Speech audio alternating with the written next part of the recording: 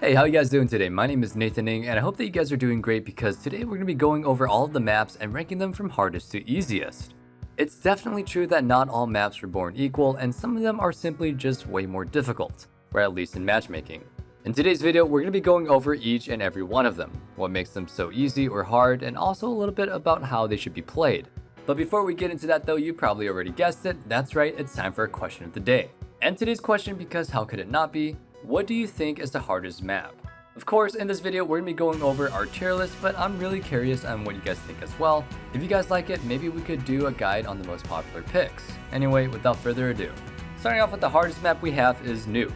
Nuke is definitely the hardest map, and by quite a bit. The levels of coordination and teamplay required to effectively play on Nuke are off the charts. The map is so difficult that in fact throughout 2018 and 2019, the map was largely ignored by most teams, which is what allowed Astralis to go from a 31 winning streak on the map by being one of the first teams to truly attempt to master it. Nowadays, most teams have a really good idea of how the map is supposed to be played, but that wasn't always the case. I think the fact that they went on a 31 winning streak illustrates quite well the level of depth the map has, and they were so far ahead that they managed to win so many games in a row, only being beat by ENCE finally during May of 2019. The reason that this map is so difficult has everything to do with the amount of pure team play and true understanding of the map that is required. Nuke is not a map where you can just get far by clicking heads, and even if your entire team consists of great Mirage players that can headshot anyone that comes across, that doesn't mean that they'll be great Nuke players as well. Rather than aim or strong mechanics, what you really needed on Nuke is a great rotation and awareness. Nuke is often known as a fairly CT-sided map, especially in pro play, even though the balance is shifting at the moment. The reason for that is because the angles and rotations are so heavily CT-sided as well. Most angles are far from 50-50 fights, and you can rotate from A to B side in just seconds. The downfall of that though is that a lot of people on the CT side of Nuke tend to over-rotate a lot and accidentally stack the wrong bomb site because of it.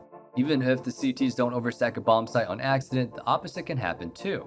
To play it efficiently, it is crucial that you and your team might have to have amazing communication as well as great awareness of rotations. In matchmaking, even when playing a full 5-stack, perfect communication, team play, and chemistry just isn't often seen. Because of that, and due to the fact that you want to have all these qualities in order to play Nuke to the level that is required, it is by far the most difficult map. In your games playing Nuke, I'd recommend relatively quick and fakey games.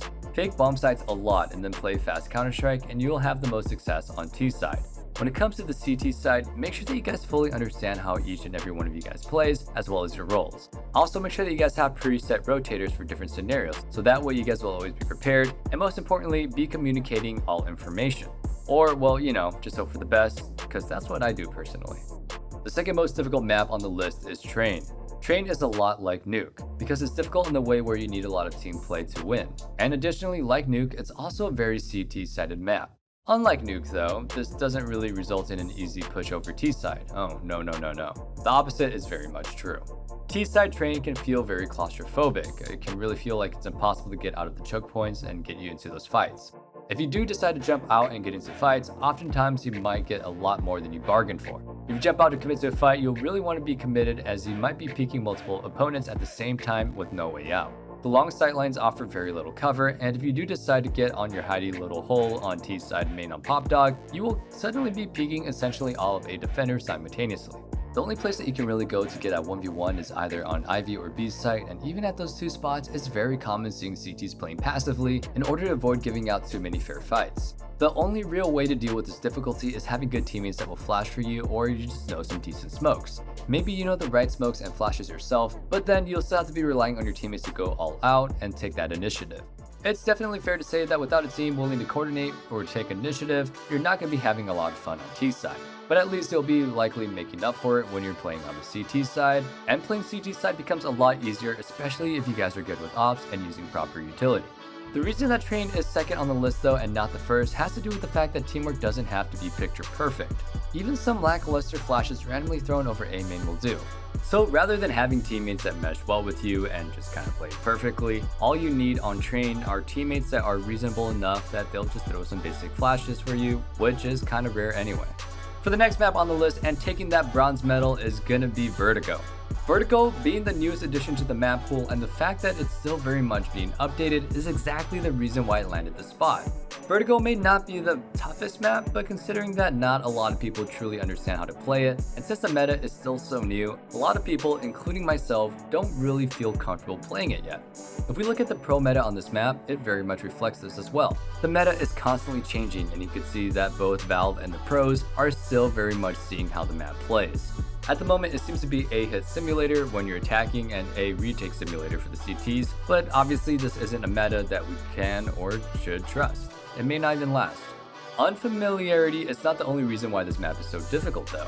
It also has to do with the fact that this map is unlike any other. Since the map is layered, you can always essentially hear footsteps from pretty much anywhere, and that makes it really easy to hear people rotating.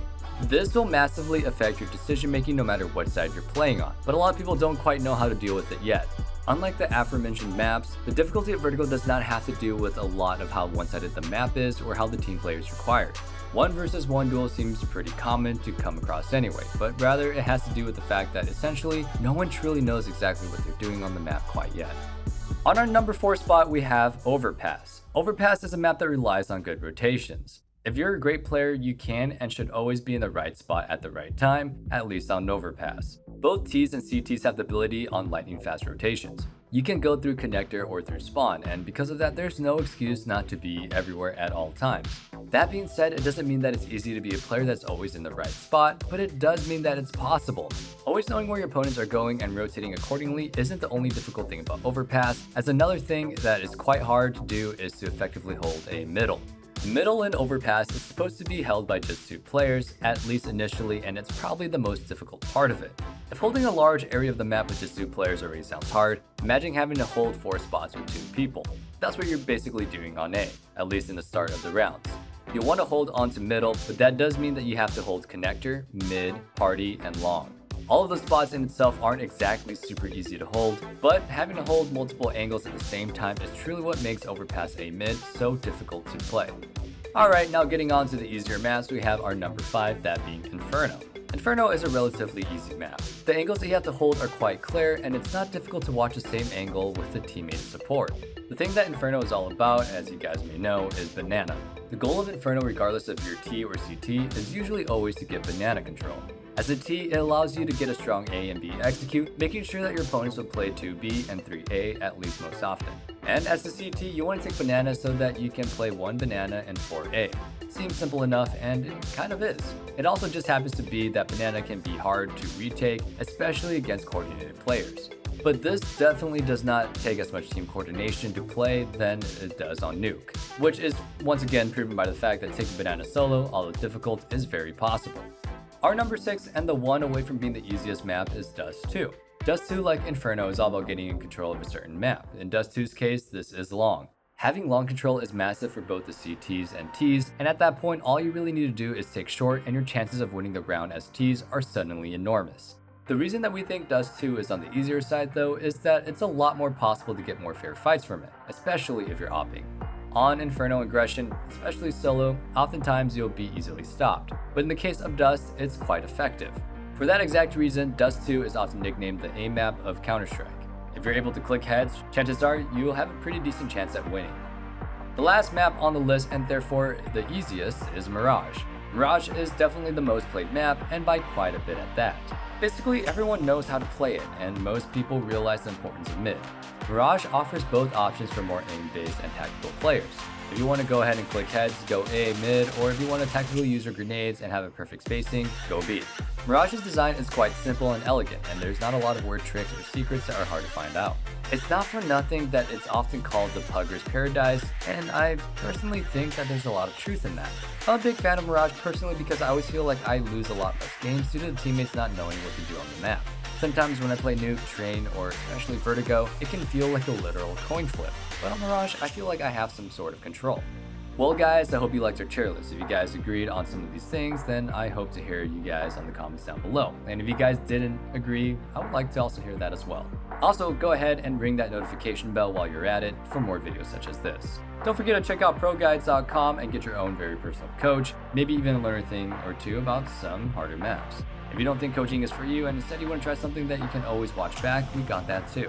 On ProGuides.com, you'll have access to courses made by Simple and some other Counter-Strike players. With that all being said, I hope you guys have a great rest of your day. Stay safe, stay healthy, and peace.